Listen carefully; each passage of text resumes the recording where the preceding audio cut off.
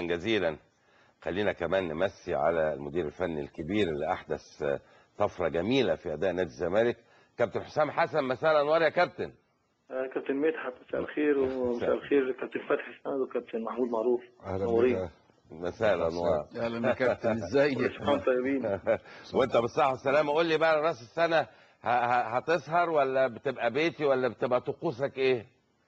لا انا ما بسهرش، وبعدين طالما ماسك نادي الزمالك فانت كل تفكيرك في النادي وتفكيرك للافضل في اللي جاي انتوا واخدين اجازه 4 ايام؟ وبجهز. لا كل ده تجهيز، حتى في نهايه الموسم اللي فات كنت بقى في الاجازه كنا بنجهز للموسم الجديد، وحتى في يناير بتجهز من فتره. واحنا واديك شفت الناس اتفاجئت باللاعب الجزائري، فاحنا على طول دايما ان بقيمه نادي الزمالك وجماهيره لازم على قد القيمه دي لازم تفكر لهم في كل حاجه، سواء فنيه او عن طريق المستقبل ان شاء الله في اللعيبه اللي موجوده واللعيبه اللي بتيجي. جميل يا كابتن، وانا طبعا بحييك على اللاعب الجزائري الحقيقه محمد وداي، ده لاعب هايل ومكسب كبير. انت اللي اخترته يا كابتن حسام؟ انت اللي كنت شفته وتابعته؟ هو طبعا السؤال ده، وانا يعني طبعا انا بقدرك طبعا يا كابتن مدحت، هو اكيد لازم اكون انا اللي جبته. اكيد، لكن اقصد تابعته من امتى؟ لا اما افسرك السؤال تاني، يمكن حضرتك تقول مثلا هل اتعرض عليكم السمسار؟ ماشي، ده ممكن تقول كده. ماشي، خلينا نقول كده. لكن لا انا مش اتعرض على، انا متابعه من بطوله افريقيا. لانه كان مميز جدا في مباريات افريقيا كلها، وشفناها مع النادي الاهلي هنا في القاهره وفي الجزائر، وشفناها في لحد ماتشات كل البطوله انا كنت متابعه كويس قوي. ومن اول لحظه تمنيت ان اللاعب ده يكون عندنا. لا الحقيقه متابعه رائعه، وانا يمكن اشدت الحقيقه بالموضوع ده جدا، لانه جميل قوي ان يبقى في متابعه حلوه من المدير الفني للاعبين بالنسبه لنا هم خارج الاطار مش شايفينهم، فدي حاجه محترمه. طب قول لي بقى يا كابتن حسام، يعني النهارده انت بدات وفاجئتنا كلنا، يعني انت احمد جعفر معاك على طول على طول على طول. النهارده لعبت، سيبك من الاسم، لعبت بدون راس حربه. ايه كان فكرك التكتيكي في الامر ده؟ والله انا سمعت كابتن فتحي من شويه وكان بيتكلم في بدايه الكلام على نادي الزمالك، وسمعت السؤال اللي قلته لاحمد غانم. هو طبعا انا شايف النهارده كنت عايز انا اعرف الحاله المعنويه بالنسبه للنادي الاهلي. طبعا الناس قلقانه من اداء النادي الزمالك ما قبل المباراه. في نفس الوقت بقيس الفرقه اللي قدامي، فرقه النادي الاهلي، على الظروف اللي عندها واللعيبه اللي موجوده. في الفتره دي انا تخيلت وبتوقع كل مدرب لازم يكون ليه تخيل، والا ما يبقاش مدرب. فانا بتوقع وبتخيل ان انا لما يكون في لعيبه مهاريه زي شيكابالا، 3 مهاجمين زي شيكابالا ومحمد ابراهيم وحازم امام، عندهم السرعه والمهاره، ودي نقطه ضعف مشكله لاي سن. مش بتكلم عن النادي الاهلي، النادي الاهلي عنده لعيبه على اعلى مستوى، وائل جمعه وحسام غالي وشريف وسيد واحمد فتحي. طبعا مش تقليل منهم، لكن انا بقول انا بتخيل وبتوقع ايه اللي ممكن يمشي معاهم. اللعيبه سريعه، لعيبه عندها مهاره، اللعيبه بتضغط، فدي سن يهيأ ومؤهل للعيبه كده ان هم يضغطوا ويبقوا عندهم المهاره. فانا لعبت ب3 مهاجمين. كان حضرتك بتقول مش مهاجم، ما كانش في مهاجم واضح، لا محمد ابراهيم اساسا مهاجم صريح، وانا اخترته من الناشئين ان هو مهاجم عنده القدره، عنده مرونه، ممكن يكون مهاجم صريح وممكن يكون مهاجم جاي من تحت زي شيكابالا، ومثلا على الجانب الاخر ابو تريكه او جده، نفس الستايل عنده. بس فبالتالي يبقى وارد جدا يلعب راس حربه صريح وحازم بالمهاره وبالسرعه اللي عنده. وده اللي انا تخيلته وتوقعته كان ممكن يحصل في الفرصه اللي جت لحازم امام، واعتبر هي الفرصه الوحيده الواضحه في المباراه لينا وليهم، رغم ان انا خطورتنا كانت اكثر واحسن، والفرصه الحقيقيه كانت لنادي الزمالك. فبالتالي مجمل الماتش انا شايف ان الخطوره كانت لنادي الزمالك، وفي نفس الوقت كان ممكن الماتش لو الجول ده بتاع حازم امام، الفرصه دي جت جول، كان ممكن النتيجه هتبقى فيه زي ما الناس كانت متوقعاها قبل المباراه. ولكن انا بقول الحاجه المكسب الكبيره يا استاذ كابتن مدحت، ان اولا النادي الاهلي في بقالنا فتره بسمع، انا ما كنتش بعلق على الموضوع ده. النهارده النادي الاهلي بالامانه كنت بتمنى النادي الاهلي يلعب فول تيم بلعيبته القدام وبالجداد، والنهارده ربنا سبحان الله حصلت. عشان ايه؟ محدش يتكلم ان النادي الاهلي كان ناقص كذا ولا كذا ولا كذا. النهارده منتخب مصر كان بيلعب كمان باضافه منتخب شباب، اللي هو الناس منتخب مصر اللي خد 3 كاس على راسهم ابو تريكه وجده وبركات واحمد فتحي وسيد معوض ووائل جمعه حسام غالي، يعني انا مش عايز انسى حد، وحسام غالي. وحسام غالي طبعا راجل محترف، وحسام عاشور ومجموعه اللي هي متميزه، حسام شهاب والناس كمان اللعيبه المميزه جدا اللي هي جايه في المستقبل، عفروتو وشكري، كل دي لعيبه مميزه جدا وطلعت. فانا بقول النادي الاهلي كان كامل. فمن الفتره اللي احنا عاملين النغمه اللي احنا عاملين نسمعها النادي الاهلي كان في فلان مصاب وفلان مصاب وبطريقه مش موجود وبركات مصاب، لا كل دول لعبوا. كنت بتمنى كده. والمقابل بقى يا كابتن فرقه عندها لعيبه واخده 3 كاس وفرقه ابطال الدوري بقى لهم 5 سنين، وهو لحد الان هو بطل الدوري في الموسم اللي فات. وفرقه اللي هي نادي الزمالك لعيبه عندها 18 سنه كبيرهم، والنجم بتاعهم عنده 23 سنه مثلا شيكابالا. بس عندك لعيبه دوليه برضه، لعيبه دوليه يمكن ما فيهمش غير فتح الله اللي خد بطوله، وعبد الواحد السيد دولي. عبد الواحد السيد ما لعبش، ما خدش بتكلم على البطوله يعني. لكن انت محمد عبد الشافي دولي وما لعبش برضه، يعني لعب ربع ساعه في بطوله. لكن انا بتكلم على اللعيبه اللي هي كانت اللي هي مستمره يعني.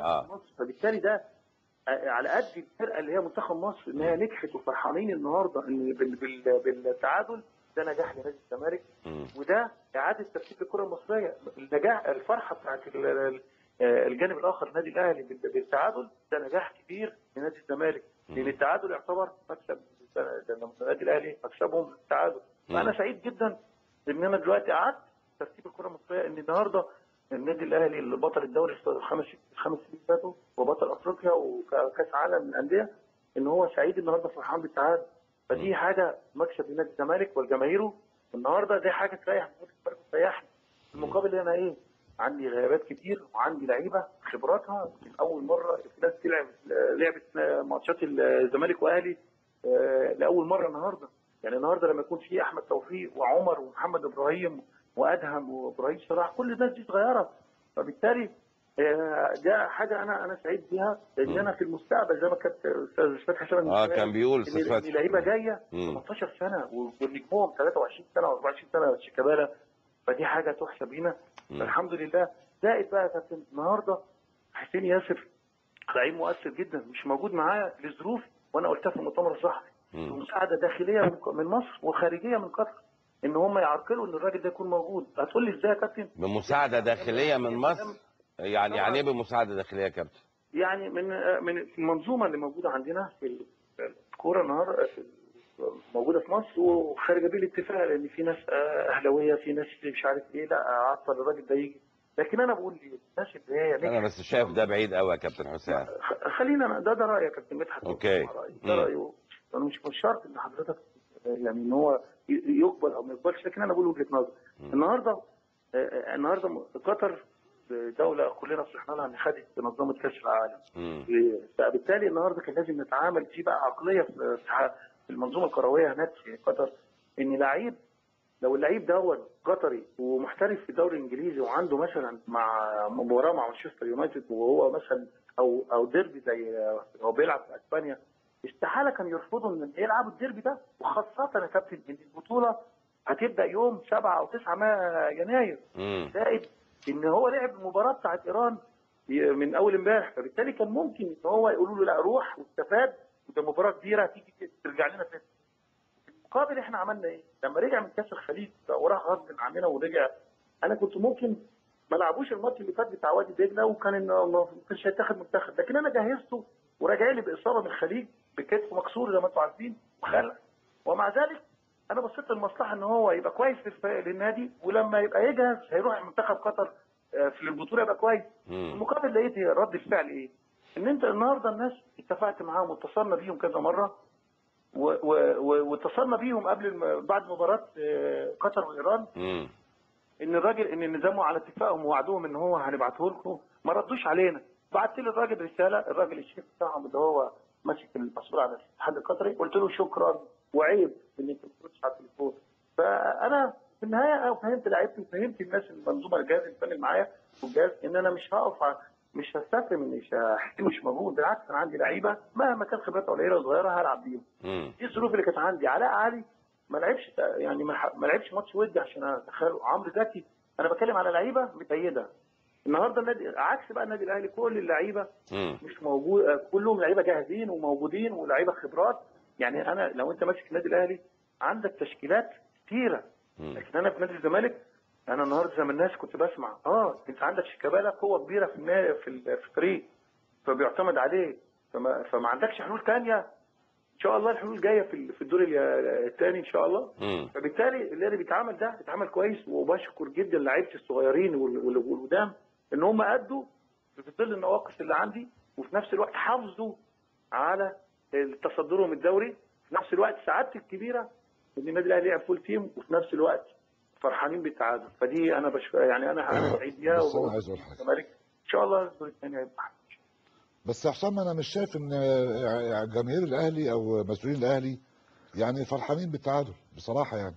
لا انا يعني انا متهيألي وجهه نظري كده. يعني النهارده الناس طالعه كانوا بيقولوا متوقعين ان كان يبقى في نتيجه غير كده لنادي الزمالك، فبالتالي مش لازم يبينوا كمان يا كابتن. يعني مش لازم المسؤولين او الفريق الجهاز الفني يقول لك ان انا فرحان ان انا تعادلت. لا، انت شفت الجمهور، حتى الجمهور الاهلي طالع فرحان في بعديهم ونادي اللعيبه. دي وجهه نظري، يعني دي وجهه نظري يا استاذ فتحي. وانا بقول ان مجرد ان احنا وصلنا لحاله الكوره وترتيب الاوراق الكوره المصريه ان في منافسه، زي ما عفروتو كان بيتكلم من شويه وانا بحييه على روحه، كان لعيب هايل سلوكيا وفنيا. فبقول ان فعلا في منافسه من الموسم اللي فات من نهايه الدور الاولاني واستحد النهارده، ودي نتيجه ان انت خلاص في قوه. الاهلي كان بينافس لوحده، دلوقتي معاه الزمالك ومعانا الاسماعيلي وانبي والفرق كلها، في فرق محترمه ان شاء الله جايه في الدور الثاني. ان شاء الله يا كابتن حسام، وبنتمنى لك بشكل شخصي كل توفيق ليك. شاكرين جدا، كل سنه وانتم طيبين. وانت طيب يا كابتن، شكرا جزيلا. انا عايز اقول حاجه بس، اتفضل. يعني برضه عشان ندي كل واحد حقه يعني. مما لا شك فيه نعم ان حسام وابراهيم لهم دخل كبير جدا جدا فيما آلت اليه مدرجات الزمالك النهارده وامبارح واول. مؤكد. وانه مع حاله الاستقرار جوه نادي الزمالك ومع عزل حسام وابراهيم للفرقه بشكل كويس وباعدادهم نفسيا وبالاسماء اللي قلت لك عليها في المجموعات الشباب دي، انت لما تبص على تشكيل الفرقه فعلا تحس ان الروح اللي بيلعبوا بيها اللعيبه دول او التوليفه اللي اتعملت دي تستطيع ان تعطي بشكل افضل بكره وبعده. مظبوط. في ظل وجود حسام وابراهيم زي ما عفروتو اتكلم وقال نفس هذا الكلام. صحيح يعني. صحيح، بس اتفق معاك تماما. طيب هل هناك اضافه فنيه فيما يتعلق بالمباراه تحب تقولها يا استاذ محمود واحنا بنعرض الهايلايتس؟ عايز اقول ان الكل فرحان، ما تصدقش حد يقول لك احنا زعلانين. اولا الامن فرحان دي مش عايزه كلام. ده